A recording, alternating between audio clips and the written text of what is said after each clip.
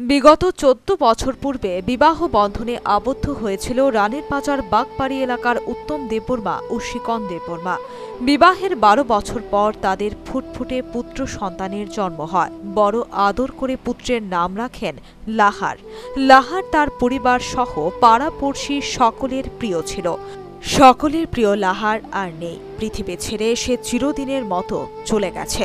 বুধবার সকালের ঘটনা। প্রতিদিনের ন্যায় বাড়ির উঠোনে পরিবারের ভাই বোনদের সঙ্গে খেলছিল লাহার। আচমকাই সকলের দৃষ্টির অন্তরালে বাড়ি থেকে বেরিয়ে পড়ে ছোট্ট শিশু লাহার। তাকে দেখতে না পেয়ে খোঁজাখুঁজি শুরু হয়।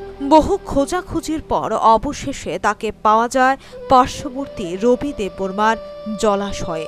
লাহারের কাকা জলাশয়ে তার দেহ ভাসমান অবস্থায় দেখতে পান। জলাশয় থেকে তার দেহ নিয়ে আসা হয় রানের বাজার হাসপাতালে। সেখান থেকে লাহারকে জিবি হাসপাতালে স্থানান্তরিত করা হয়। হাসপাতালে কর্তব্যরত চিকিৎসক লাহারকে মৃত বলে ঘোষণা করেছেন, জানান লাহারের কাকা। পুকুরে টুকুরে চাইলাম, দেখলাম না, পরে লাস্টে দিয়া এদিকে ফিরে আইতে বেলা দিয়ে কিতা পুকুরের মাঝে বাইশ রয়েছে।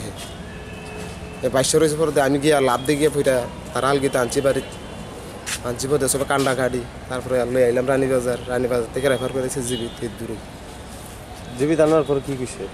জীবিত আনার পরে তো এমনি তো কোনো কইছে না, ওখানে মারা গেছে কইছে বলে। আমি তো এসব লাহারের মৃত্যুতে তার পরিবার সহ গোটা এলাকায় নেমে আসে শোকের ছায়া। তার মা বাবার আর্তনাদে শোকস্তব্ধ হয়ে পড়েছে হাসপাতাল চত্বর। Bureau report, news vanguard.